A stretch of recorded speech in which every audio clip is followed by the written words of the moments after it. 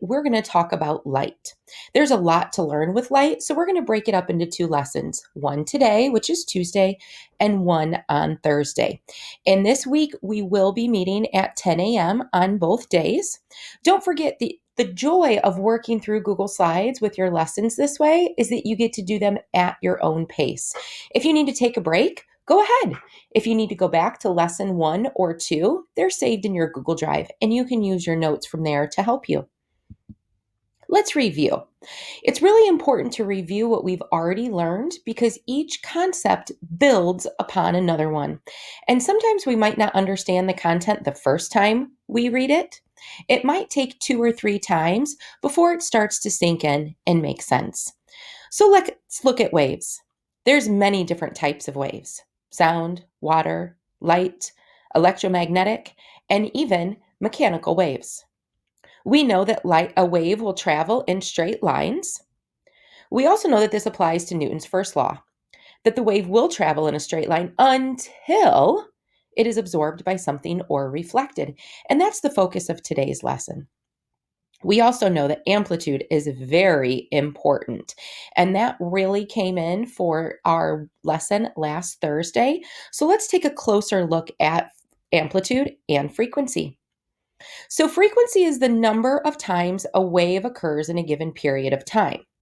I really like these photos, and I took them off of Newsela. And you can see here that this red line, which is called a rest, measures the same distance as this one down below.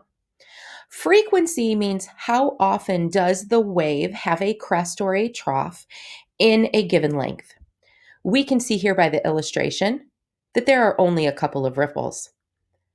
This is what it looks like as a wavelength.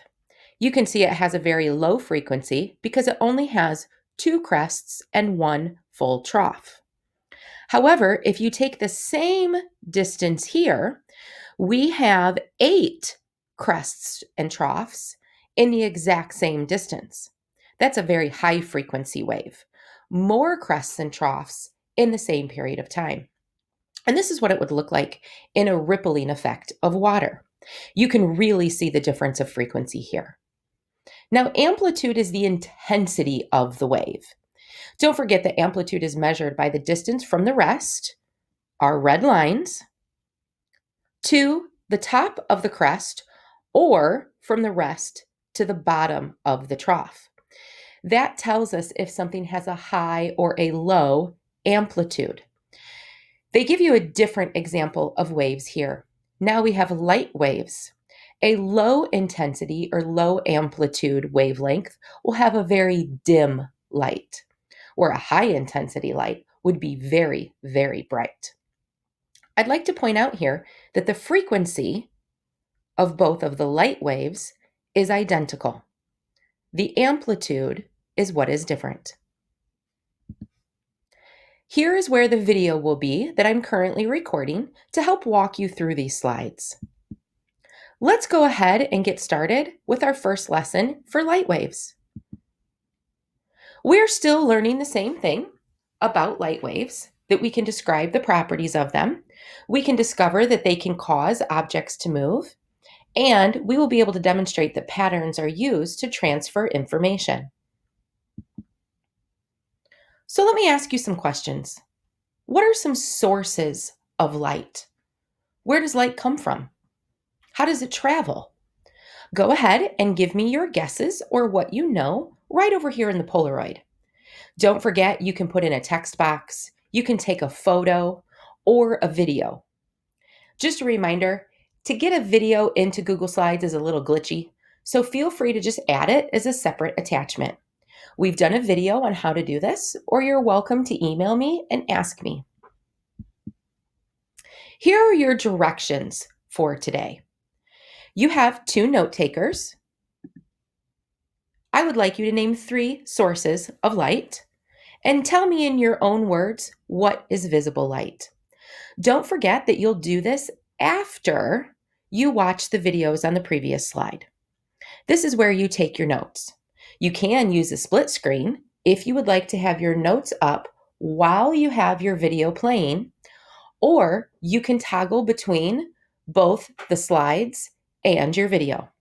Choice is yours. I also have some words. I'd like you to tell me your definitions.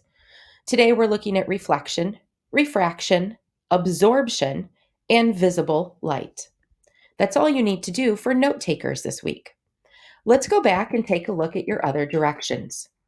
You have 3 videos to watch.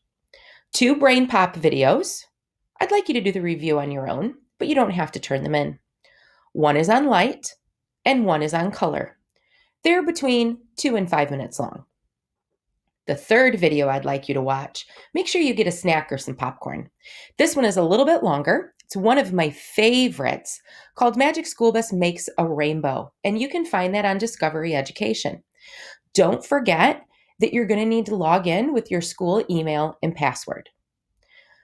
When you have given me an example of light, go ahead and put that photo or those words in that Polaroid, and it can be different or the same from the previous slide. Here are your notes again. Our slides are just going in order. And believe it or not, that's it for this lesson. On slide 7, you need to have an example of light or a source of light. And then on slide 9 and 10, you can have your notes. When you're finished, upload this slide deck to Google Classroom. Don't forget, you get to do this slide deck on your own time. If you'd like to sit down and do it all at once, you're welcome to. If you'd like to take a break and do it over a course of a couple of days, you're welcome to do that too.